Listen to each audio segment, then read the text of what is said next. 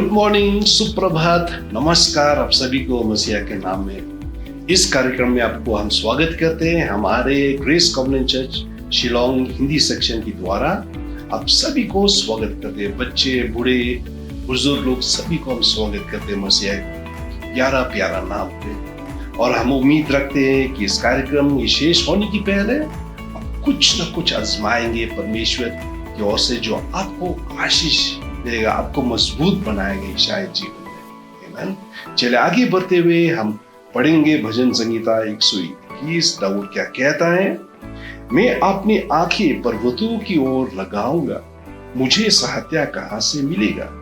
भाइयों बहनों, आज का दिन आप जहां पे आप खड़े हैं आत्मा के रूप में, शायद आपके सामने बड़ी ऊंची से ऊंची पर्वत है। और जिस तरह शायद आप जिस तरह दाऊद कह रहा है, शायद आपका भी आपका जिंदगी की संगीत जो है इस समय पे भी सही हो सकता है दाऊद की तरह है वो, जो आप पूछ रहे हैं कहां से सहायता, कौन मदद करेगा हमें इस बड़ी संकट में, इस बड़ी आंधी और तूफान के समय पे, इस बड़ी महामारी के समय पे कहां से संकट आएगा।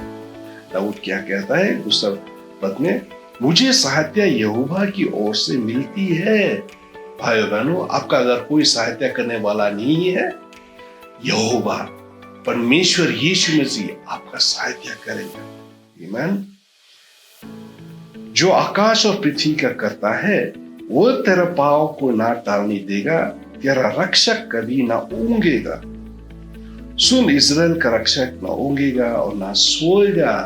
भाइयों बहनों, आपका घर हिफाजत, अगर कोई गार्ड हिफाजत कर रहा है तो शायद समय हुआ कि उसका ड्यूटी बदल जाता है और कोई आता है या फिर ब्रेक होता है, लेकिन यहोवा जो परमेश्वर है, जो आपका रक्षक है, वो कभी भी नहीं सोता। आप चैन से सो सकते हैं। रात के समय पे अगर आंधी तूफान आ गया, महामारी भी लग गया आपके अड़ोस पड़ोस में, आप चैन से सोते हैं। क्यों?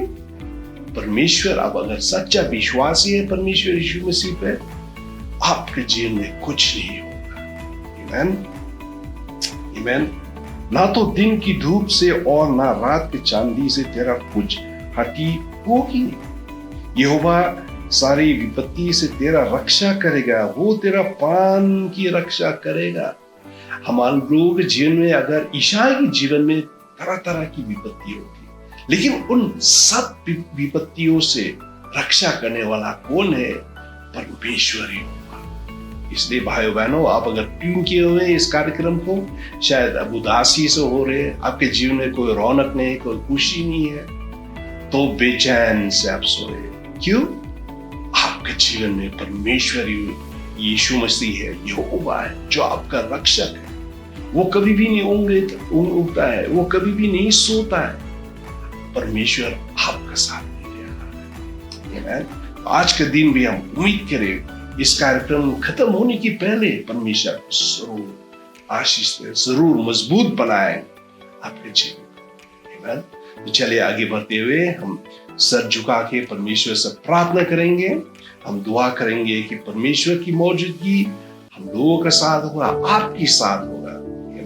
परमेश्वर का वचन कहता है, जहां 2 और 3 इकट्ठे हुए हैं परमेश्वर की मसीहा के नाम में, वहां वही जगह पे, आपकी घर में उनका मौजूदगी हो रहा है। चलिए प्रार्थना करेंगे। पिता परमेश्वर, हमको धन्यवाद देते इस मौका के लिए कि आपने हमें ये नया मौका दिया आज के दिन परमेश्वर। और हम दुआ करते कि आज के दिन हम आजमाएंगे जिस तरह दाऊद ने आजमाया, जिस तरह दाऊद पे वो ज्ञान हुआ कि परमेश्वर के आप यहोवा है जो कभी भी नहीं सोते, आप यहोवा है जो हमारा सहायता करने वाले हैं। चाहे क्यों ना हो, आज के दिन परमेश्वर हम लोगों के सामने ऊंची से ऊंची पर्वत हो, बड़ी से बड़ी मुश्किलियां हो, बड़ी से बड़ी विपत्तियां हो, लेकिन आप हमें रक्षा करेंगे। आप हमारा साथ कभी भी नहीं छोड़ेंगे परमेश्वर। आप हमें लगातार हमें अगुवाई करते रहेंगे परमेश्वर। चाहे हम उदासी में है, अगर हम गम है, लेकिन हर एक विपत्ति से आप हमें आजाद करेंगे। हम दुआ कर रहे इस कार्यक्रम के लिए परमेश्वर, जैसा कि हम शुरुआत करें, हम दुआ करें पवित्र आत्मा का सहभागिता, पवित्र आत्मा का मौजूदगी, पवित्र आत्मा का अभिषेक हम लोगों के साथ हुआ, इन सब भाई बहनों के साथ हुआ जो इस कार्यक्रम को देख रहे हैं, और वो आजमाएंगे आपको जैसा वो कभी भी नहीं आजमाया है परमेश्वर। ये सारा समय आपके हाथों पे हम सौंप देते हैं। मसीह के नाम में हम डांटते सारा दुष्ट आत्माओं को जो किसी भी रीति से हमें रोक सकता है या रोकने का प्रयास कर रहे हैं हमें, मसीह के नाम में हमें बांध देते हैं। आज के दिन परमेश्वर का सुसमाचार अभिषेक के साथ, समर्थ के साथ जाएगा। परमेश्वर की आराधना स्तुति अभिषेक के साथ जाएगा और शैतान की ताकत या कोई शैतानी की दुष्ट आत्मा हमें रोक नहीं पाएगा, क्योंकि हम परमेश्वर यीशु मसीह का संतान है और हर समय पे हम जयवंत है, क्योंकि परमेश्वर हमारा छुटकारा देने वाला है। धन्यवाद इस समय के लिए। हम दुआ करते हैं आपके लहू हमें ढांक लेगा, हमारा घर परिवार में, अड़ोस पड़ोस में, जहाँ कोई भी लोग जो इस कार्यक्रम को देख रहे परमेश्वर, हम दुआ करते हैं आपका अभिषेक, आपका लहू उन सब के साथ होगा परमेश्वर। और खास तौर करके हम दुआ करते हैं आपकी ओर से वो शांति जो ये पृथ्वी नहीं दे सकता है, हम उन सब भाइयों बहनों के साथ होगा परमेश्वर। ये सारा समय आपके हाथों पे हम सौंप देते हैं, मसीहा के नाम में हम प्रार्थना करते हैं, आमीन। तो चलिए भाई बहनों, देर न करते हुए हम जाएंगे परमेश्वर की आराधना करेंगे। आमीन। अगर परमेश्वर ने हमारे लिए इतना कुछ किया, अपने जीवन को भी खो बैठा, अपने जीवन को भी बलिदान दे परमेश्वर, अगर उसको तारीफ नहीं करेंगे, उसका बड़ाई नहीं करेंगे, उसका पूजा नहीं करेंगे, और किसके करेंगे? आमीन। तो अभी कुछ भी मत रोकिए, आपके जीवन में जो कुछ भी है, पूरा दम, पूरा जोश के साथ चले हम गाएंगे स्तुति के गीत, आराधना के गीत, जो उनके नाम ऊंचा और ऊंचा जाने है। तो इस समय हमें अगुवाई करेंगे डिकनेस डॉक्टर विमल खम्ती, और ये सारा समय उनके हाथों पे हम सौंप देंगे। चले हम आगे जाएंगे उनके साथ। Praise the Lord. परमेश्वर की जय। The word of God reminds us, which has been read just now, परमेश्वर की वचन हमें याद दिलाता है, जिस तरह पढ़ा गया है थोड़ी देर पहले, that I look up to the hill, where does my help come from? कि मैं अपनी आंखों पर्वत के ऊपर में देखता हूँ, मेरा मदद कहाँ से आता है?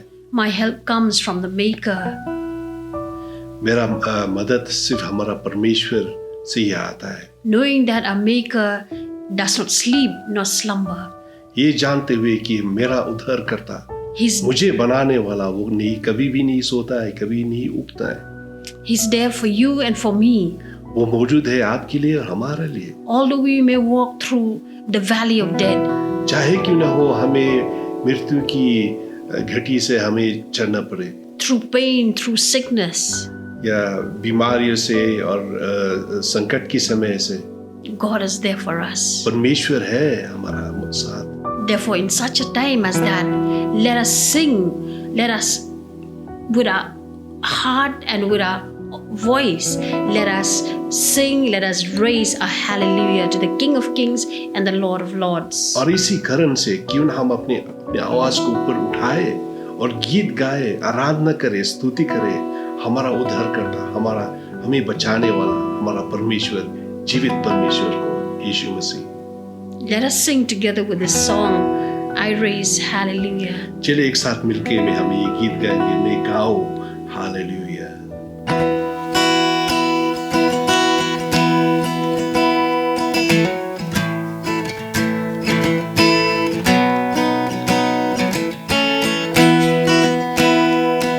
मैं गाओ हालेलुया, मेरे शत्रुओं के बीच में मैं गाऊं हालेलुया, अविश्वास के सामने मैं गाऊं हालेलुया, ये धुन मेरा हथियार है, मैं गाऊं हालेलुया, स्वर्ग मेरे लिए मैं गाऊं हालेलुया, मैं गाऊं हालेलुया, मेरे शत्रुओं के बीच में मैं गाऊं हालेलुया, अविश्वास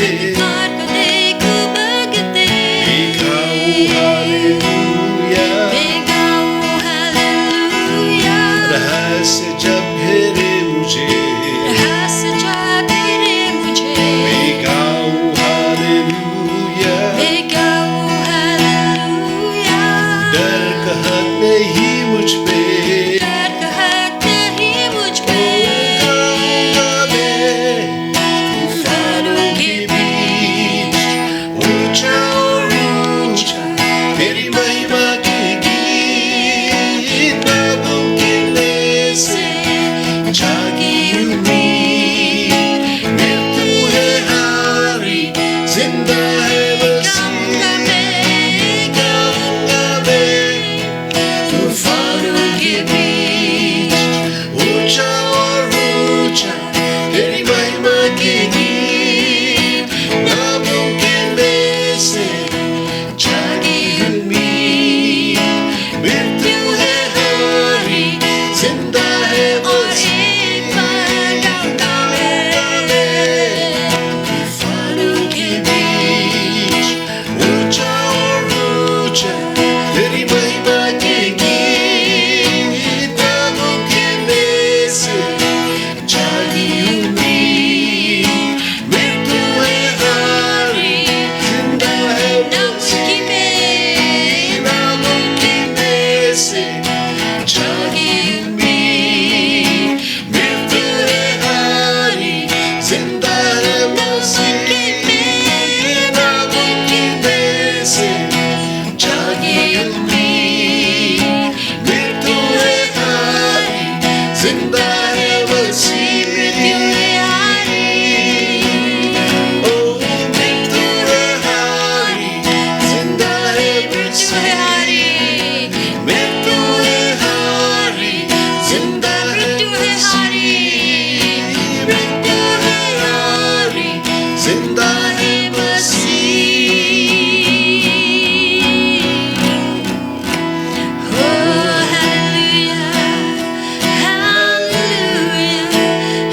हालेलुया मैं गाऊं लगातार गाते रहूं लगातार गाते रहूं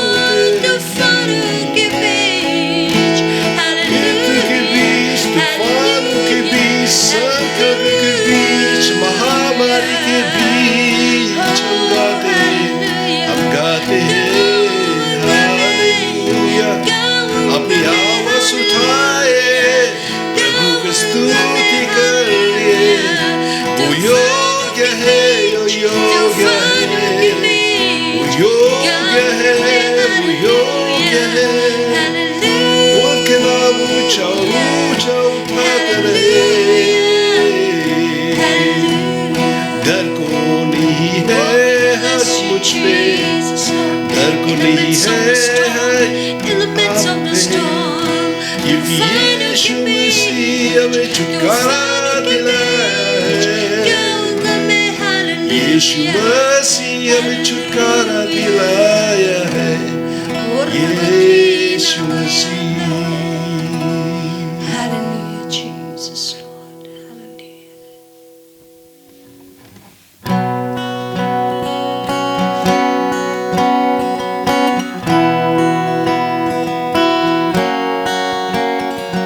यीशु तेरे बिना है कोई नहीं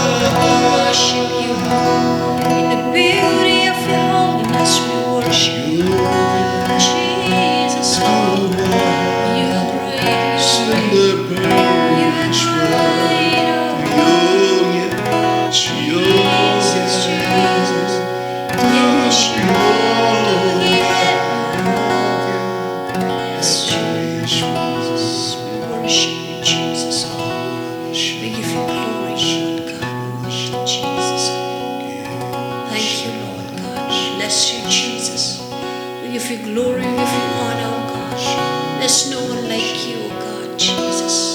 We bless you, Jesus. Prabhu tu hi mahan.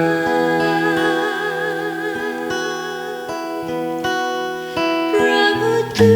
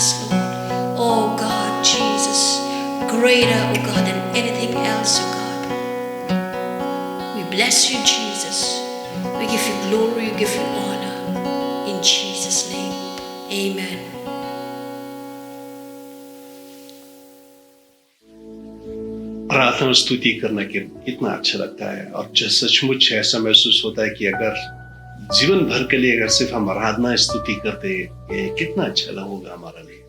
हाँ भाई, आप में से जो हिस्सा नहीं लिया है सिर्फ गीत को सुन रहे हैं, आपको प्रयास करने चाहिए, क्योंकि आप अगर ईसाई हैं, मसीहा को अपनाए हुए हैं, आप भी स्वर्ग में जाएंगे। स्वर्ग में सब लोग ही परमेश्वर की बढ़ाई करेंगे, परमेश्वर की आराधना करते रहेंगे।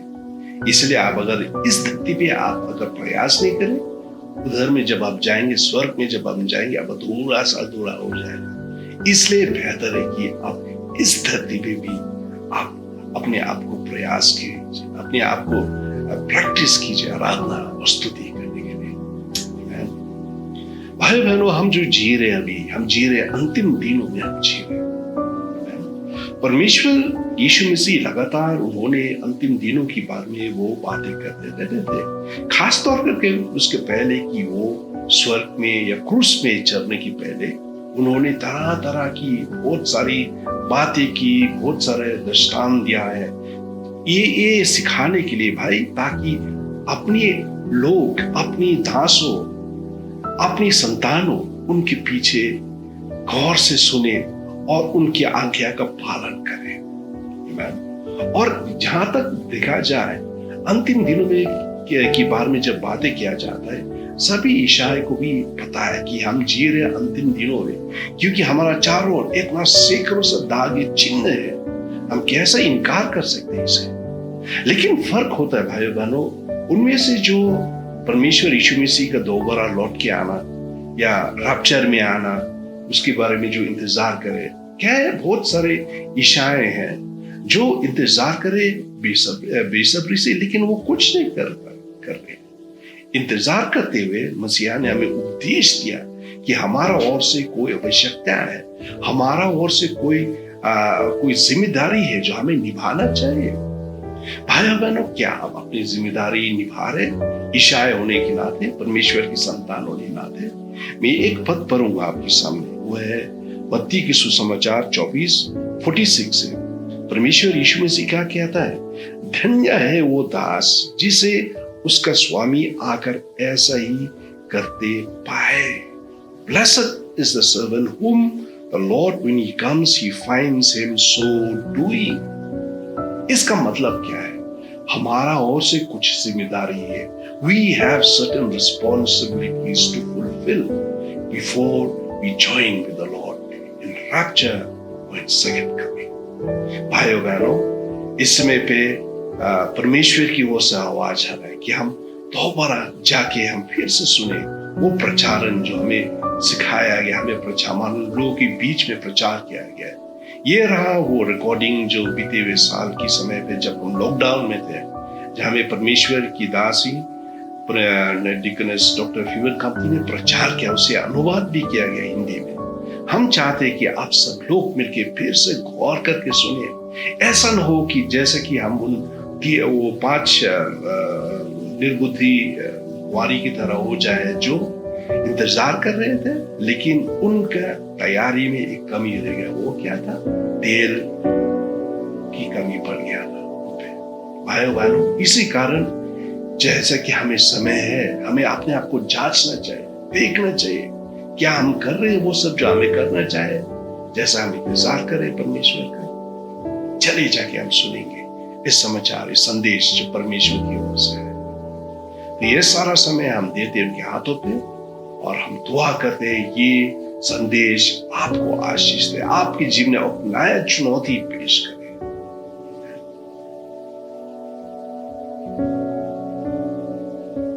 Greetings to you all in the precious name of our Lord and Savior Jesus Christ. प्रभु यीशु मसीह के नाम में हम आप सभी को नमस्कार देते हैं। Once again, we welcome you this week to another session of our online program, Hindi section, Grace Covenant Church. एक और बार हम आपको स्वागत करते हैं इस online programme Grace Covenant Church Hindi section के द्वारा। So today we are going to look into another aspect from the Word of God, and I title my message as "Are you ready for Christ's return?" तो आज के दिन एक और शीर्षक के बारे में हम देखेंगे और वह मेरा शीर्षक आज के लिए है, क्या आप तैयार है जब मसीहा वापस आ रहा है? And this, in fact, we have picked up from Luke 12:35 to 48. Okay, I think I'll just read very fast. You can open your Bible. Let us see together what the Word of God says. I'll just read only once, will not read again throughout the session till we finish. तो आपके पास अगर Bible है, आप भी अपनी जरा Bible को खोलिए और हम देखेंगे लूका की सुसमाचार 12:35 से। Okay, from verse 38 to 35 to 48. Let your ways be girded and your lamps burning, and you yourself be like men who wait for the master when he will return from the wedding, that when he comes and knocks, they may open to him immediately. Blessed are those servants whom the master, when he comes, will find watching. Assuredly, I say to you that he will gird himself and have them sit down to eat and will come and serve them. And if he should come in the second watch or come in a third watch and find them so, blessed are those servants. But know that if the master of the house had known what hour the thief would come, he would have watched and not allow his house to be broken into. Therefore, you also be ready, for the Son of Man is coming at an hour you do not expect.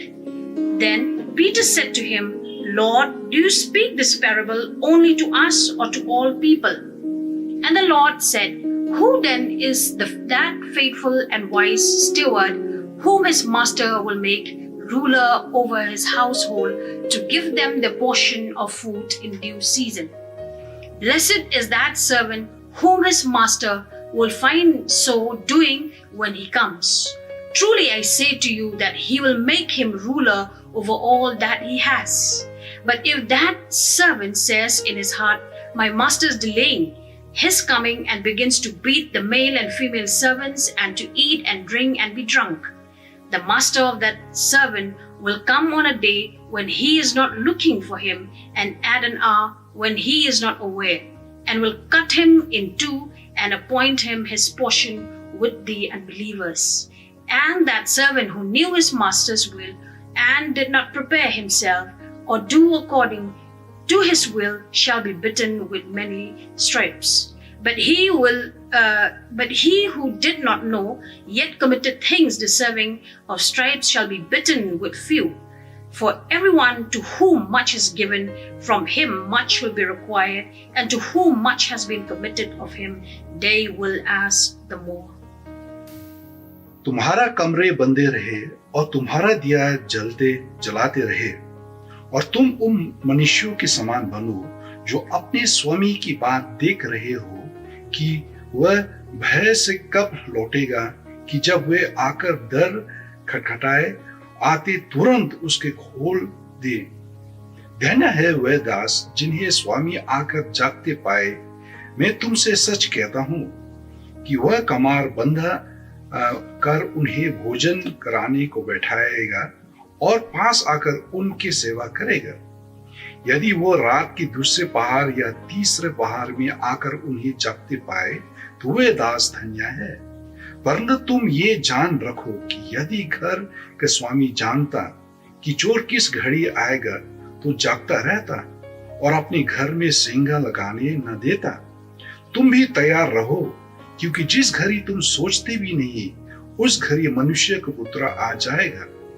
तब पतरस ने कहा, हे प्रभु, क्या यह दर्शनांत तू हमसे ये सब से कहता है? प्रभु ने कहा, वह विश्वास योग्य और बुद्धिमान बंधारी कौन है जिसके स्वामी उस नौकर चाकरों पर सरदार ठहराते कि उन्हें समय पर सीधा दे। धन्य है वह दास जिससे उसका स्वामी आकर ऐसे ही करते पाए। मैं तुमसे सच कहता हूं, वह उसे अपनी सब संपत्ति पर सरदार ठहराएगा। परंतु यदि वो दास सोचता लगे कि मेरा स्वामी आने में देर कर रहा है और दासों और दासियों को मराने पीटने और खाने पीने और प्याकत होने लगे, तो उस दास का स्वामी ऐसे दिन की वह उसकी बात जाता न रहे और ऐसा घड़ी जिस वह जानता न हो आएगा और उसे बड़ी तरना देकर उसका भाग अविश्वासियों के साथ ठहराएगा। और वह दास जो अपने स्वामी की इच्छा जानता था और तैयार न रहा और न उसकी इच्छा के अनुसार चलता, बहुत मार खाएगा। परंतु जो नहीं जानकर मार खाने की योग्य काम करे वो थोड़ी मार खाएगा। इसलिए जिससे बहुत दिया गया है उससे बहुत मांगा जाएगा, और जिसे बहुत सौंपा गया है उससे बहुत मांगेंगे। Okay, now this passage speaks of the servants. Some servants are faithful and some are evil. तो इसमें इस दस्तान में हम देखते हैं इनमें से कोई कारीगर है जो विश्वास योग्य है और उनमें से कोई है जो विश्वास योग्य नहीं है। And we see that the faithful servants are always prepared at all times for the return of their master. But then for the evil, they thought in their heart that their master would delay his coming. So therefore, they do not prepare themselves for the master's return. तो हम देखते हैं इस दस्तान की, जिस तरह हमने पढ़ा है कि दो तरह की कारीगर है। उनमें से एक है जो विश्वास योग्य है, और वो विश्वास योग्य जो है हर समय पे वो अपनी काम पे व्यस्त रहे, हर समय पे अपने स्वामी का काम करते रहे, और वो स्वामी की लौटने में वो तैयार रहे। लेकिन दूसरा है जो अविश्वास दास, जो स्वामी की चले जाने की बात ही वो अपने कामों पे, अपनी व्यर्थ काम पे वो लगा रहे, और इसी तरह जब स्वामी वापस आया, वो उनको पाया कि वो अपने स्वामी के अपने काम पूरा दिल से नहीं कर पाए। This also speaks to us that if we look from Matthew 6:34, we see that the Lord teaches there that we should not be anxious about tomorrow. But at the same time, He did not teach us that we should ignore about tomorrow. मत्ती की सुसमाचार 6:34 में किस तरह ने परमेश्वर यीशु मसीह ने कहा है कि परमेश्वर यीशु मसीह उपदेश दे रहा था कि हर एक व्यक्ति को वो तैयार रहे, क्योंकि उनको पता नहीं आने वाला कल कैसा होगा। हर घड़ी में वो अपनी जीवन को तैयार करके रखे। Jesus taught us that our view of the future ought to be the uppermost in our thinking about how we should live today. हर समय पे जब मसीहा वो शिक्षा दे रहे थे, हर समय पे वो एक ही शिक्षा दे रहे थे कि हर एक लोगों, हर एक दासों, हर एक विश्वासियों को तैयार ही रहना है आने वाला कल के लिए, और आने वाला कल के लिए वो अपने जीवन को तैयार करते रहे। As followers of Christ, we should often think, we should often be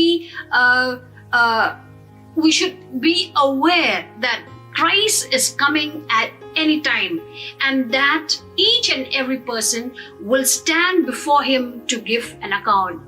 परमेश्वर की विश्वासी होने के नाते हमें खबर होनी चाहिए कि हर समय पे परमेश्वर हमें उपदेश देते रहा है कि हम अपने जीवन को तैयार करके रहे, क्योंकि परमेश्वर वो समय पे आएगा जब कोई सोचे भी नहीं हुए। इसी कारण हमें हर घंटी, हर समय पे हमें अपने आप को तैयार करके रखना है। We should view ourselves, my dear friends. I emphasize here that we should look at ourselves, take ourselves that we are stewards who have been entrusted with time, money, abilities, which we are to use for God's kingdom. इसी कारण भाइयों बहनों, जब परमेश्वर ये दृष्टांत दे रहे थे, वो कह रहे थे हमें वफादार शिष्य बनने चाहिए समय के लिए, वफादार शिष्य बनने चाहिए पैसे धन दौलत जो हमें परमेश्वर दिया, वफादार बनने चाहिए अपनी काबिलियत जो परमेश्वर, हुनर जो परमेश्वर ने हमें दिया है, नाना प्रकार की तोहफा जो दिया है, नाना प्रकार की भेंट जो दिया है, उन सब चीजों के द्वारा हमें तैयार रहने चाहिए। Remember, my dear friends, our Lord will return at any moment. Our Master will return at any moment, and we have to give the account of how we live, how we use our time, our money, our abilities for our Master's kingdom. इसी कारण भाइयों बहनों, मत भूलिएगा कि हमें एक दिन परमेश्वर के सिंहासन के सामने हमें गवाही देने होगा कि हमें किस तरह से परमेश्वर जो हमें समय दिया है, किस तरह से समय हमने काटा है, किस तरह से परमेश्वर जब हमें धन दौलत दिया है, नाना प्रकार की आशीष जब परमेश्वर हमें दिया है, किस तरह से उनको हमें अपने फर्ज निभाया।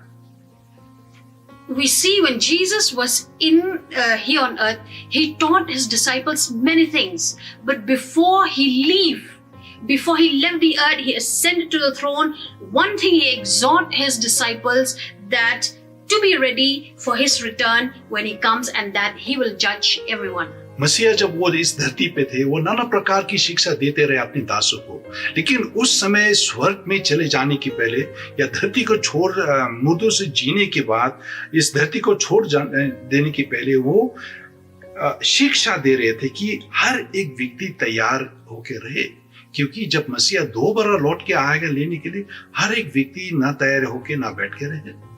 So me remind you, the first thing is that we should be ready for the Lord's return. As we see here, we should be ready for the Lord's return because when He comes, He will judge everyone.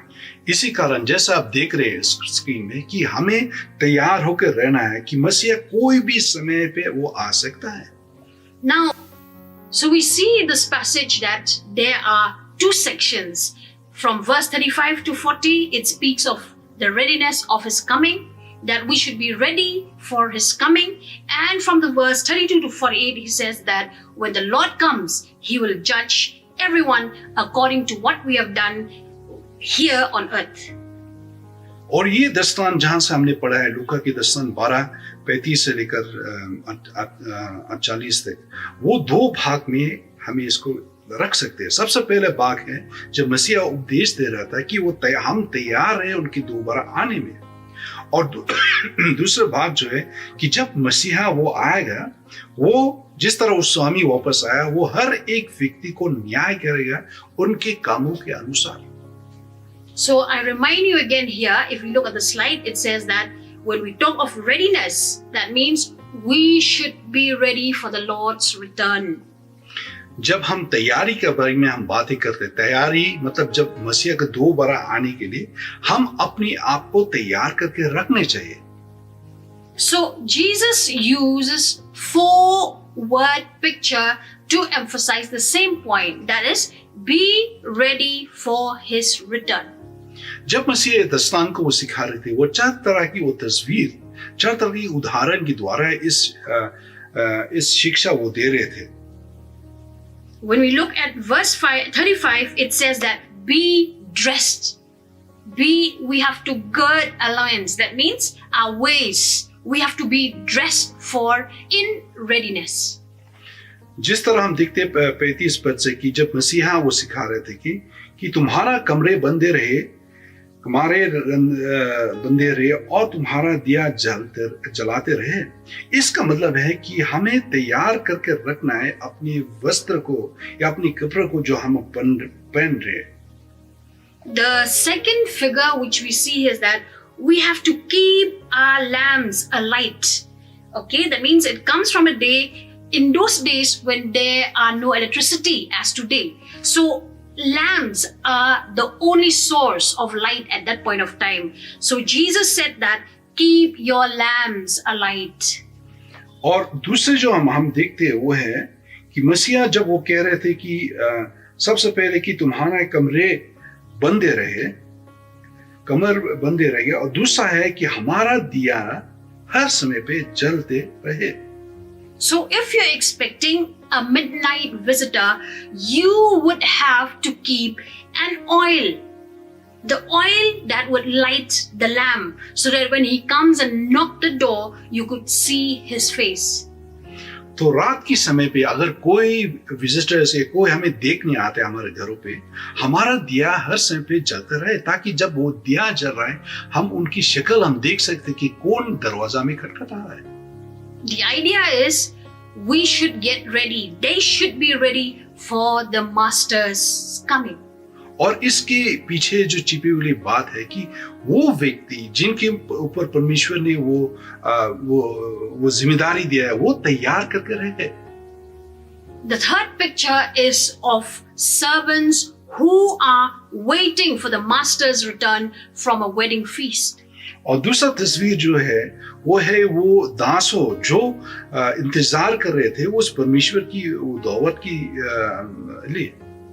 The servants would need to be ready when they heard the master arrive to open the door and serve him.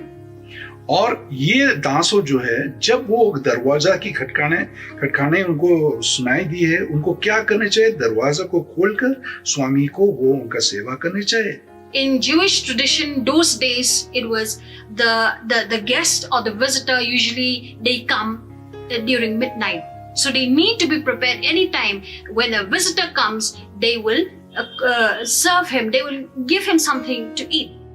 और हम देखते हैं जिस तरह से यहूदियों परंपरा में क्या होता है कि गेस्ट जो होते हैं जिनको मतलब दावत में बुलाया गया, निवेदन किया गया है, वो आते रात के समय पे, और जब वो रात के समय पे आते तो क्या क्या किया जाता है, हर एक व्यक्ति जो उनको दावत पे बुलाया गया उनके लिए वो तैयार कर रहे हैं, अपने आप को तैयार करके रखने चाहिए कि जो कोई भी समय पे वो आए. The fourth picture is of a thief breaking into a house in the middle of the night. और चौथा जो है एक चोर की वो तस्वीर मसीहा दिया है कि वो आते रात का उस घंटी पे या उस समय पे जब कोई भी तैयार नहीं है. If a house owner had known when the thief was coming, he would not allow him to break into the house. तो उस घर का वो स्वामी अगर वो जानता है चोर किस घड़ी में वो आएगा, तो वो कभी भी नहीं देगा कि ये चोर आकर उसके घर को लूटे. He would have been ready and waiting at all times. वो हर घंटी पे वो तैयार होते रहता ताकि वो चोर उनके घर पे आके प्रवेश ना कर पाए. But Jesus said that his coming is similar to a thief breaking the night, means that he comes at the hour when no one knows. इसी तरह जब परमेश्वर ये उदाहरण दे रहा था, जिस तरह चोर आता है उस घंटी पे जब कोई किसी को वो एहसास नहीं होता, इसी तरह मसीहा भी उस घंटी पे वो आएगा जब कोई किसी को भी एहसास नहीं होगा. So in this passage, Jesus states the application of all the four figures, which means that we need to be ready for the coming of the Son of Man at any hour when we do not expect him. इसी तरह ये चार तस्वीर से मसीहा हमसे कह रहा है कि हमें अपने आप को तैयार करके रखना चाहिए, अपने जीवन को तैयार करके रखना चाहिए, और क्योंकि मसीहा उस घंटी पे आएगा जब कोई किसी को खबर अंदाज नहीं है. So when we look at this particular the four figures that we are talking about, yes, the Lord has given in parables. He was teaching his disciples in parables, but then these are the pictures where you and we have to understand about his coming. और इस चार तस्वीर के द्वारा मसीहा हमसे कह रहा है कि हमें इस चार तस्वीर को मतलब समझकर, चार उदाहरण को समझकर हमें अपनी जीवन को और परीक्षा करने, अपनी जीवन को जांचना चाहिए ताकि हम ऐसा न हो हम बिना तैयार होके हम बैठे रहे. If we look at 2 Peter 3:10-12, it says, "But the day of the Lord will come like a thief, in which the heavens will pass away with a roar, and the elements will be destroyed with intense heat, and the earth and its works will be burnt up. Since all these things are to be destroyed in this way, what sort of people ought you to be, in holy conduct and godliness, looking for and hastening the coming of the day of the Lord?" और हम देखते हैं पतरस की चिट्ठी से 2 पतरस 3:10 से लेकर 12 तक पतरस क्या कहता है इस जगह पे, परंतु प्रभु का दिन चोर की नहीं आया जाएगा, और उस दिन आकाश बड़ी हटहटात के शब्द से जाता रहेगा, और तथा बहुत ही तप्त होकर पिघल जाएंगे, और पृथ्वी और उस पार के कम जल जाएंगे. तो जबकि ये सब वस्तु इस रीति से पिघलने वाली है, तो तुम्हें पवित्र चल चलन विकताएं में कैसा मनुष्य होने चाहिए, और परमेश्वर की उस दिन की बात की किस रीति से जोहाना चाहिए, और उसके ही जल्द आने के लिए कैसा यातन कराने चाहिए, जिसके कारण आकाश आग से पिघल जाने और आकाश की गंध बहुत ही तप्त होकर गल जाएगा. So, my dear friends, we see here that God, He takes the incident of a thief in entering the house as His coming. He says that, in what we have just read just now, that the Lord will come like a thief. और जिस तरह से इस पद में भी हम देखते हैं कि परमेश्वर उस दिन आने की बात भी एक चोर की तरह, जब वो घर में किसी के घर में प्रवेश या डाका डालता है, इसी तरह परमेश्वर भी उसी तरह हम लोगों को दोबारा लेने वो आएगा. So, dear friends, be prepared at all times because He comes like a thief in the night. इसी कारण भाई बहनों हमें हर समय पे तैयार करना चाहिए, क्योंकि वो चोर की तरह, जिस तरह वो रात के समय पे आते जब कोई किसी को खबर अंदाज नहीं, इसी तरह हमें भी तैयार होने चाहिए. Next, if we look, we say that to be ready for Jesus' coming, we must be his servant. और दूसरा जो हम देखने चाहते हैं कि जब मसीहा को दोबारा आने के लिए जब हम कहते हैं कि हम अपने आप को तैयार करें, हमें उनके दास की तरह होनी चाहिए.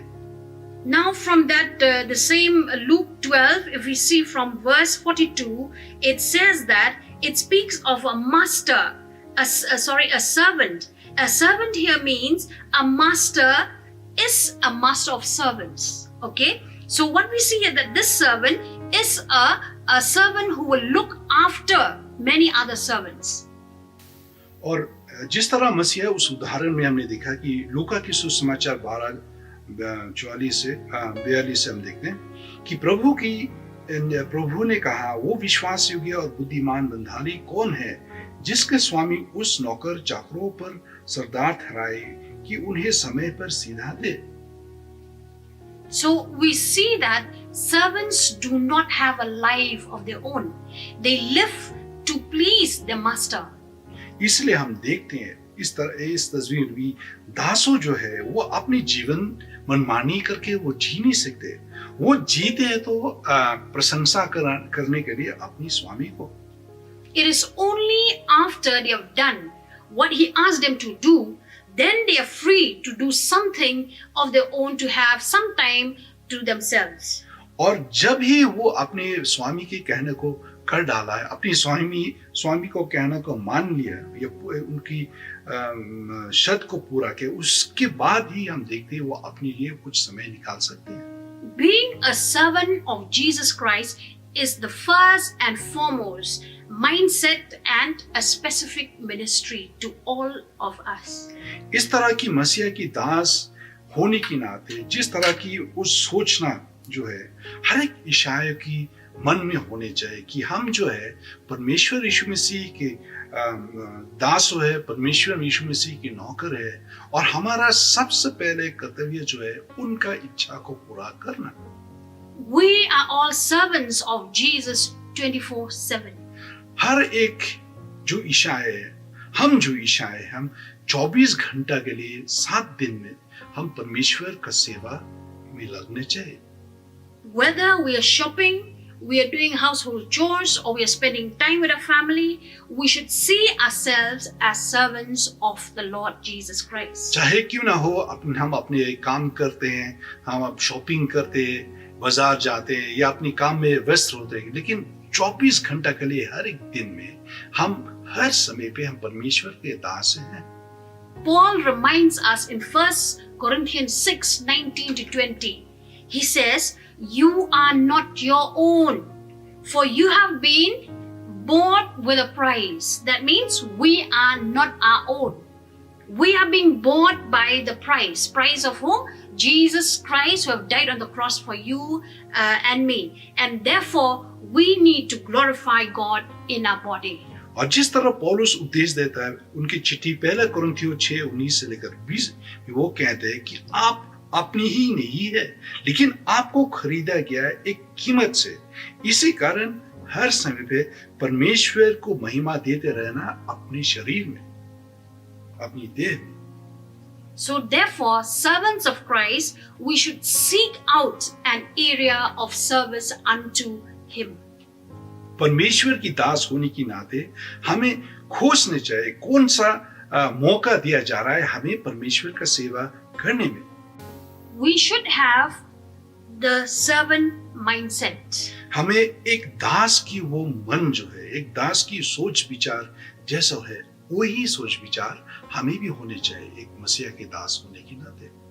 The epistle of Paul to the Ephesians 4:16 reminds us that God has given all of us a function to perform in the body of Christ, and that body will be healthy and grow to a degree that every member functions as he or she ought. और जिस तरह पौलुस ने लिखा है इफिसियों की कलीसिया में 4:16 में उन्होंने कहा कि हर एक शरीर के अंग में अलग अलग फंक्शन या अलग अलग काम है जिस तरह एक आदमी की देह में हर एक अंगों का हर एक काम है, इसी तरह ये पूरा शरीर स्वस्थ होते रहेगा जब हर एक अंग सही ढंग से सही सृष्टि से अपने काम को पूरा करता है। If we are not serving Christ at any capacity that God has given us, that means we are probably living for ourselves. अगर हम परमेश्वर के सेवा में व्यस्त नहीं है या परमेश्वर के लिए कुछ भी नहीं करते, इसका मतलब है कि सिर्फ हम अपने लिए हम जी रहे हैं। Like what we have read again from the same passage of Luke 12, it says that the servants seek to serve their masters. और जिस तरह से हम लूका की सुसमाचार 12 में देखा है कि दासों जो है वो जीते हैं तो किसके लिए? उनका स्वामी का सेवा करने के लिए। When he comes, he does not want to find us.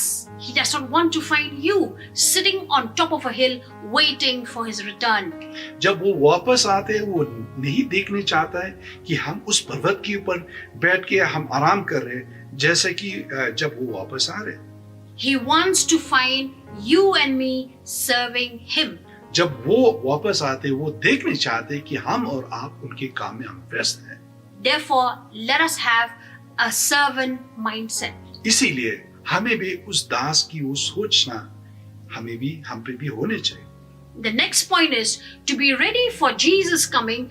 We must live in expectation of his return.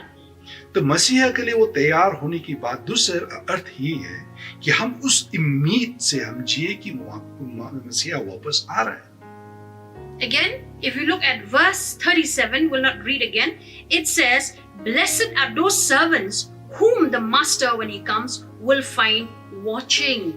और जिस तरह से हम दो बार हम देखते हैं लूका 12:37 में, धन्य है वे दास जिन्हें स्वामी आकर जागते पाए। मैं तुमसे सच कहता हूँ कि वो कामर बंद और उन्हें भोजन कराने के बैठाएगा और पास आकर उनकी सेवा करेगा। So it speaks of a house owner at all times he's prepared to look to see when should the thief come into the house. That means he's all aware that making sure that the thief should not break the house when he's not aware. इसी कारण इसका मतलब है कि ये व्यक्ति जो है वो हर समय पे वो तैयार करके बैठा हुआ है कि चोर कोई भी घंटी भी है कोई भी समय पे आया उनसे वो निपट सकते हैं। If you're expecting a guest, especially an important guest, what we do is we live differently than if you are not expecting anyone at all. आप अगर किसी मेहमान के इंतजार में बैठे हुए खड़े हुए इंतजार कर रहे हैं तो आप जी रहे या अपने घर को आप तैयार करें उसी तरह जिस तरह उस मेहमान को आप स्वागत करने चाहते हैं। They say that one of the presidents of the United States named Carter, in fact, this man he was a president, yes, no doubt, but then he would make an appointment that every night he would spend in the homes of the common people. इतिहास हम देखते हैं अमेरिकी की एक president है जिनका नाम है जिम कार्टर। जब वो ऑफिस में जब तक वो प्रेसिडेंट थे कि वो हर समय अपनी रात की समय वो बिताते थे गरीबों की घर में ताकि उनकी समस्या को वो समझ सके ताकि उनकी समस्या को वो दूर कर पाए। A president spending his time, his night in somebody's house, I believe those people would really paint the house, they would make things in order, put things in order, they would clear the mess around the houses. President जो एक ऊंची स्थान में बैठा हुआ है, कोई देश का सबसे ऊंची स्थान में बैठा हुआ है और ये व्यक्ति समय निकाल रहा है समझने के लिए कोई गरीबी के घर में जाकर समय निकाले ताकि वो समझ पाए उनके गरीब किस तरह से उसका समस्या को हल किया जाए। और मुझे यकीनन कह सकता हूं कि कोई भी गरीब उस देश में उनकी समय पे जब वो प्रेसिडेंट थे वो अपने घर को तैयार करके रखे साफ सुथरा रखे ताकि प्रेसिडेंट कोई भी समय पे वो आ सकते हैं ताकि जब वो आए वो गंदगी को ना देखे। Imagine if our president of India, that means our president, or even if Prime Minister Modi says that tonight he's coming to your house, what would you do? How would you get ready for his coming? अब सोचिए अगर हमारा देश का president या प्रधानमंत्री वो कहते कि आज की रात में आपके घर में आके भोजन करूंगा, तो आप क्या करेंगे? So I believe all our houses will be spotless, our beds will be well made, we put our best painting in a sitting room, and the food will be served to him. You talk of it, it was too good. मैं यकीनन कह सकता हूं कि जब हमें इस खबर मिलेगा कि हम प्रेसिडेंट आएगा या प्रधानमंत्री आ रहे हैं हमारा घर पे, हम देखें कि आपका घर के अड़ोस पड़ोस वो सब साफ सुथरा है, हमारा घर में कोई गंदगी नहीं है, यहाँ तक कि हम अच्छी सी अच्छी भोजन हम तैयार करेंगे ताकि कोई भी शिकायत ना हो. But if you're expecting the King of Kings in our life, how would our life look like? इसी तरह अगर हम उम्मीद से इंतजार कर रहे हैं उस राजाओं के लिए, तो हमारा जीवन किस तरह से हमें अपने आप को तैयार करके रखें? Would we be comfortable when he comes and find you watching serials in your television set? क्या अब हम संतोष से हम बैठ सकते जब वो आते उस समय पे, जब वो देखते कि हम सीरियल्स देख रहे हैं अपनी टीवी सेट्स में? Are there books or magazines which are not supposed to be in the house? If the King of Kings comes, he'll find them. Do you think you'll be comfortable?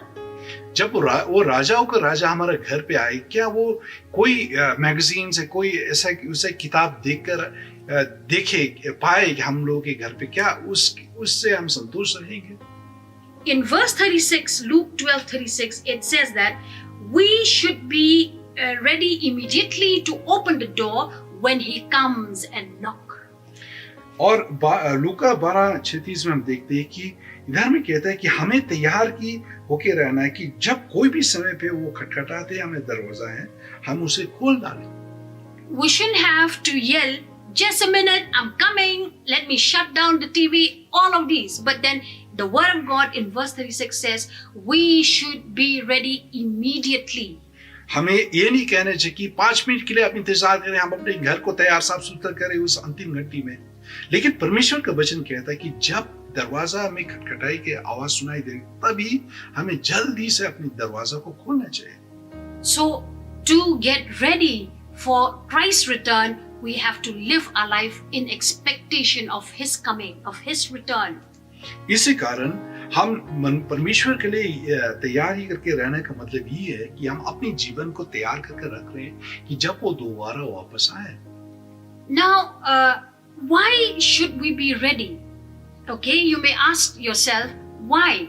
What's the point of being ready for his coming? Now, let's see some reasons for being ready. Firstly is that when the Lord returns, he will judge you and me according to the light that have been given to us, which we'll find from verse 41 to 48. तो हमें क्यों तैयार करके रहना चाहिए? आप शायद पूछ सकते हैं क्या हम ऐसे ही अपने जीवन को नहीं जिए?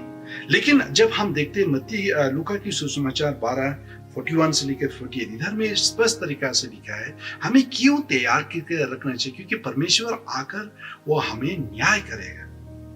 So to answer Peter's question, if we see particularly right from the verse 41, Jesus lists 4 categories of servants, each of whom will receive a different reward or punishment.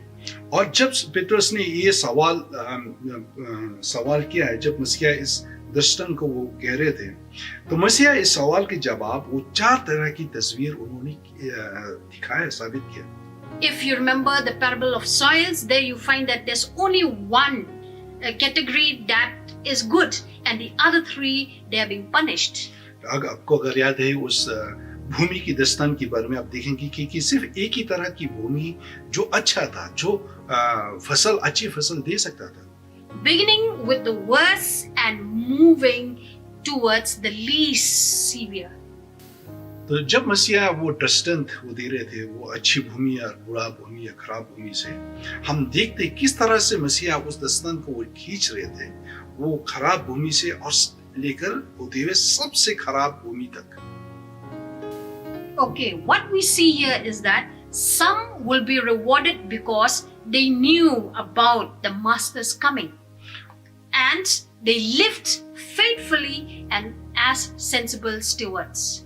तो हम देखते हैं इस दस्तन से 12 लूका 42 से लेकर 44 की उनमें से कोई कारीगर को या कोई दासों को मतलब उनको तोहफा दिया जाएगा या भेंट दिया जाएगा क्योंकि वो वफादार बने या इंतजार से परमेश्वर की आने में वो इंतजार करके बैठे हुए हैं. Now, if we look here, we see that the reward to each and every one of us is that, especially for us who are born again, especially for us who calls ourselves as Christians, what happens is that we will be rewarded if we are faithful and we are good stewards. इस कारण हम देखते हैं जब हम इस नमूना को हम ईसाई जीवन के साथ हम तुलना करते हैं, इसका मतलब है कि मसीहा जब वो आ रहा है वो इनाम देगा वो सब व्यक्ति को जो वफादार बने या परमेश्वर की वो दिया हुआ उस जिम्मेदारी को वो पूरा करे. Now, 3 times, if you see in verse 37, 38 and 43, Jesus calls them as the faithful servants as blessed. अब 3 बार आप देखेंगे इस दृष्टांत में कि मसीहा वो कह रहे थे कि 37, 38 और 43 में वो कह रहे थे कि विश्वास योग्य दासों और धन्य.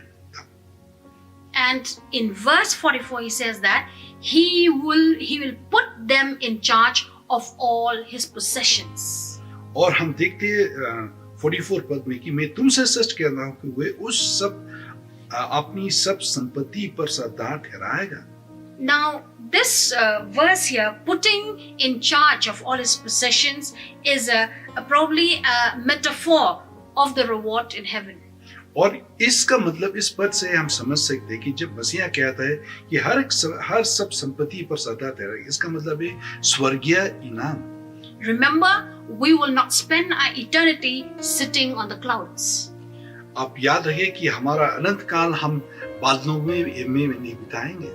But the Lord will give us meaningful responsibilities throughout eternity if we faithfully serve Him here on earth. आप याद रखिए कि हमें परमेश्वर अनंत काल के लिए वो हमें इनाम दियाएगा हमारा वफादारी ऊपर, जिस तरह से अपनी काम वफादारी से हम निभाए इस धरती पे. If Jesus calls the faithful servant 3 times blessed, so you will understand how truly blessed are those faithful servants. अगर मसीहा 3 बार उस विश्वास योग्य दास से वो कहते हैं धन्य धन्य धन्य, इसका मतलब है वो दासों जो वफादार बने वो बहुत ही धन्य है. The next point that we are going to see is that others will be punished very severely because they ignored the master's coming and they abused their stewardship. और दूसरे भाग में हम देखेंगे वो सब लोग जो वफादार नहीं बन के रहे या अपने स्वामी के कहने को नहीं माने, तो उनको क्या किया जाए, उनको इनकार किया जाएगा और मसीहा की दोबारा आने में उनको मतलब दंड दिया जाएगा. You remember in verse 45-46, I'll just summarize. It says that because my master is delaying, they thought in the heart, because my master is delaying, so what they do is they begin to beat the male servants, the female servants, they eat and drink and got drunk.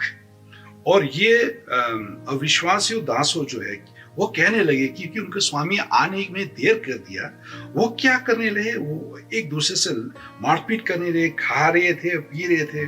और इसी कारण उसी समय पे या वो घंटी पे जब वो तैयार नहीं थे मसीहा, उस घंटी पे वो आए.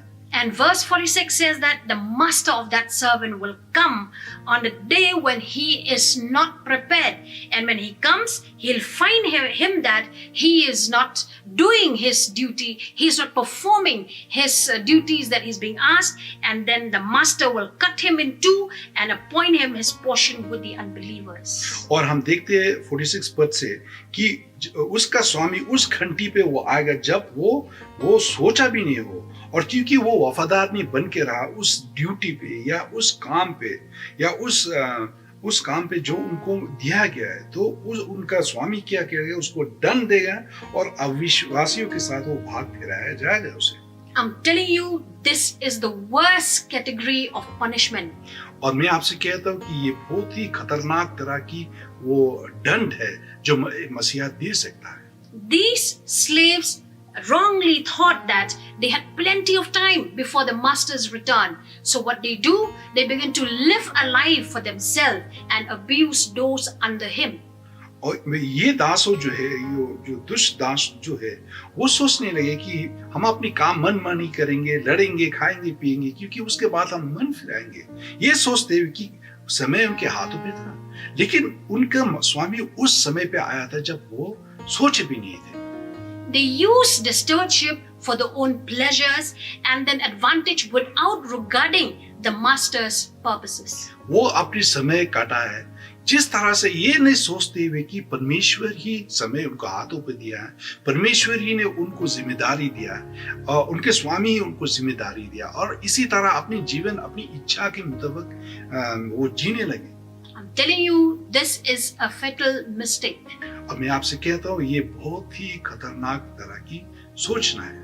Because in verse 46 I've just read, it says that the Lord himself will cut them in pieces. क्योंकि परमेश्वर कहता है 46 पद में वो कहता है कि उसका स्वामी उसको काटेगा।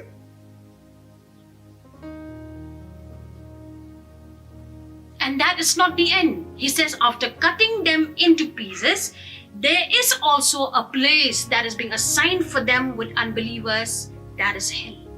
और ये बहुत ही खतरनाक की बात है, सिर्फ इतना ही नहीं, लेकिन उनको भाग भी दिया जाएगा अविश्वासियों के साथ, और वो अविश्वासी कहाँ में होंगे, वो है नरक में। I believe these frightening words are applicable to the unfaithful spiritual leaders who have used their office for their own advantage. और इस तरह की खतरनाक की बातों जो है, या खतरनाक की अंत जो है, उन सब अविश्वासियों अगुवाई के ऊपर होगा जो परमेश्वर के दिया हुआ भेंट के साथ, परमेश्वर की दिया हुआ वरदान की पूरा तरह से फिदारी से नहीं निभाया। They rebel, they go their own way, they teach false doctrines because they want to do their own will, but then they are exposing themselves to Satan. मैं विश्वास करता हूँ कि इस तरह की वो व्यक्ति है या वो अधिकारी है जो कलीसिया में जो अपनी अपनी मनमानी करते हैं, अपनी इच्छा के लिए, अपनी और लोगों को खींचने के लिए और गलत तरह की प्रचारण करने के लिए परमेश्वर उनको बड़ी से बड़ी दंड देगा। They use their authority, their position to promote their own greed. वो अपनी परमेश्वर से दिया हो उस स्थान या उस अधिकार को उपयोग करते ताकि लोगों उनको और ऊंची तरह से देखे, अपनी वो लालसा को पूरा करने के लिए। But remember, verse 46 says that Jesus pronounced the most severe judgment for such kind of people. अब जिस तरह मसीहा ने कहा है इस 46 वर्ष में कि उनका अंत भी जो है बहुत ही भारी है, बहुत ही भयंकर, बहुत ही खतरनाक अंत होगा उनका। Because they've taken which should benefit people under him, people under them, but then they use it for their own benefits. क्योंकि वो परमेश्वर के दिया हुआ समय, परमेश्वर के दिया हुआ वरदान अपनी ही इच्छा के लिए, अपनी ही लालसा को पूरा करने के लिए उपयोग किया। But the sad thing, as Jesus said, that these people, they never repented. और दुख की बात यही है कि इस तरह की व्यक्ति जो है वो कभी भी मन नहीं फिरा है। They never submitted their life while they were here on earth. वो कभी भी अपनी जीवन को परमेश्वर के हाथों में नहीं सौंपा जब वो इस धरती पे वो जी रहे थे। They feel that they live their life above everyone else. वो सोचते कि वो अपनी जीवन जीते हर लोग के ऊपर। My dear brothers and sisters, remember the word of God will never be wrong. What it says, it will accomplish. भाई बहनों, परमेश्वर का वचन कभी भी गलत नहीं होता। जो कहता है, जो लिखा है परमेश्वर का वचन, उसी तरह होगा। The final punishment awaits if we do not repent. और वो अंतिम न्याय जो है, अंतिम दंड जो है, हमारे लिए इंतजार कर रहा है अगर हम मन नहीं फिराते। The next thing that we want to see is that others will be punished severely because they knew about the master's coming but did not get ready. और दूसरे तरह की, तीसरे तरह की व्यक्ति को जो हम देखेंगे वह है उस व्यक्ति की तरह जो वो जानते हैं कि उनके स्वामी वो दोबारा आ रहे वापस आ रहा है, लेकिन वो अपने जीवन को तैयार करके नहीं रहे। We find this in verse 47 of Luke 12. हम इसको हम देख सकते हैं पद 47 से लूका 12। This category of people, they knew the master's will, but they did not get ready or act in accord to the will of the master. और ये तीसरे तरह की व्यक्ति जो है वो जानते थे उनके स्वामी की इच्छा क्या है, लेकिन उनके स्वामी की इच्छा के अनुसार अपने जीवन को तैयार करके नहीं रहे। These people also will not go free. For them too, they will receive many lashes. और इस तरह की व्यक्ति जो है वो आजादी से नहीं उनको छोड़ा जाएगा, उनको भी मारा जाएगा। This refers to people who have been in the Christian setup, who knows about what the Word of God says about the coming of Jesus Christ, but they do not act enough to the truth what the Bible says. ये इस तरह की व्यक्ति है जो ईसाई घराना में है या मसीहा को अपनाए हुए है। वो जानते हैं परमेश्वर के वचन के बारे में किस तरह से परमेश्वर उपदेश देते रहा है, तैयार करते रहे, लेकिन ये तरह की व्यक्ति वो है जो अपने जीवन को तैयार करके नहीं रहे। Maybe they procrastinate the thinking. They say, someday I will follow Christ and serve Him. But as of now, let me do my own will. ये उस तरह की व्यक्ति है जो हर समय पे परमेश्वर की कहनों को वो टाल देते हैं। Beware, to sin against greater light means greater punishment. आप मत भूलिएगा, परमेश्वर के खिलाफ ज्योति में अगर हम पाप करते रहे, इसका मतलब है हम लोगों के ऊपर बड़ी सी बड़ी दंड होगा। To hear the truth proclaimed every Sunday through YouTube channel, through various means, through the internet, but then you go out and ignore the truth the rest of the week, there is a risk in your own life. परमेश्वर की प्रचारण हर समय पे सुनते रहना। अगर कोई परमेश्वर के दास प्रचार किया यूट्यूब की द्वारा कलीसिया में, या शिक्षा हर समय पे सुनते रहना, या परमेश्वर का वचन हर समय पढ़ते रहना, लेकिन उनका कहने के ऊपर अपने जीवन को नहीं चलाना, ये बहुत ही खतरनाक चीज है भाई बहनों। The next category of people is that those people will also be punished less severely because they did not know about the master's coming or they live in the light of it. और चौथा तरह की व्यक्ति ये है उस तरह की व्यक्ति जो नहीं जानते उनका स्वामी कौन सा समय पे आएगा, या उनका स्वामी आने वाला है या नहीं, या ये उस तरह की व्यक्ति है जो सच्चे दिल से वो मसीहा की दास नहीं है या मसीहा का दास नहीं है। This is the final category for judgment for those who did not know the master's will. ये है वो अंतिम तरह की वो न्याय जो किया जाएगा उन व्यक्तियों के ऊपर जो अपने स्वामी की मन की बारे में वो उनको कोई ख्याल नहीं है। They will be judged less severely with a few lashes, but then they will be judged. उनको मारा जाएगा, लेकिन इतना बड़ी से बड़ी मार नहीं दिया जाएगा, लेकिन उसको मारने के बाद उनको न्याय किया जाएगा। Ignorance of God's law is no excuse. परमेश्वर के न्याय को इनकार करने से कोई हम एक्सक्यूज नहीं दे सकते, Because we are responsible to know it. क्योंकि हमें परमेश्वर की इच्छा को जानना जरूरी है। Our very ignorance is part of our sin. और ये परमेश्वर के न्याय नहीं जानने से का मतलब है कि हम पाप कर लिए। Even for those who have never heard Christ or who does not know about Christ. But then even for those people, what Romans, you read for yourself, Romans 1 from 18 to 20, it says that they've suppressed the truth of in unrighteousness. So they too, they are without excuse. इसी तरह कि वो व्यक्ति भी हो सकते हैं जो परमेश्वर की बारे में कोई अज्ञान रहे या परमेश्वर की इस उजाला के बारे में वो नहीं जानते, लेकिन या परमेश्वर की इस उजाला को दबा के रख रहे हैं। अब पढ़ सकते हैं इसको रोमियो 1:18 से लेकर 20 में, जहाँ पे लिखा गया है, स्पष्ट तरीका से लिखा है, ये उन तरह की व्यक्ति है जो परमेश्वर की सच्चाई को दबा के रखते हैं और इस सच्चाई को प्रकट होने में नहीं देते। So I believe now we have looked through this passage from verse 35 to 48. We have seen there's so much that we can gather of what Jesus is talking even to us. और हमने देखा है इस लूका की सुसमाचार 12:35 से लेकर 48 किस तरह से स्पष्ट तरीका से परमेश्वर नाना प्रकार की व्यक्ति के बारे में वो कह रहे थे, शिक्षा दे रहे थे।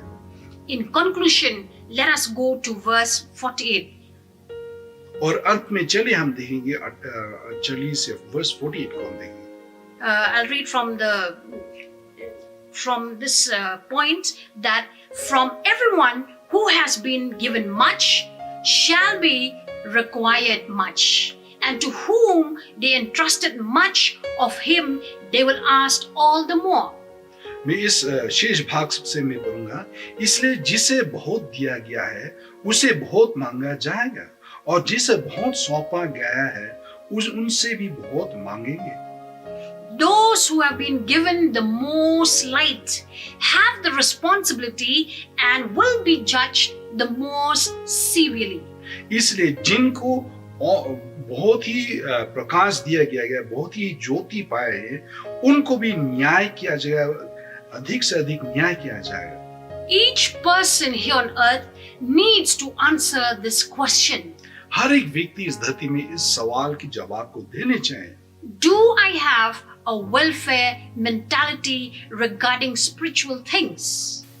और दूसरा सवाल जो है हमें हर एक को पूछना चाहिए कि हमारा अंदर इस तरह की सोचना है जो सिर्फ अपनी कल्याण के लिए सोचते हैं, अपनी वेलफेयर के लिए सोचता है, या अपनी तासों के बारे में सोचते हैं, या और कुछ हम इनकार करें वो जिम्मेदारी जो परमेश्वर हमें दिया हुआ है।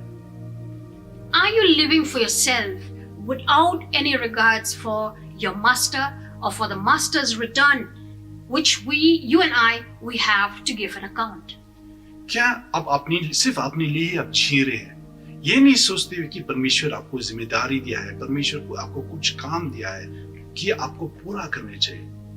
1 Thessalonians 4:16.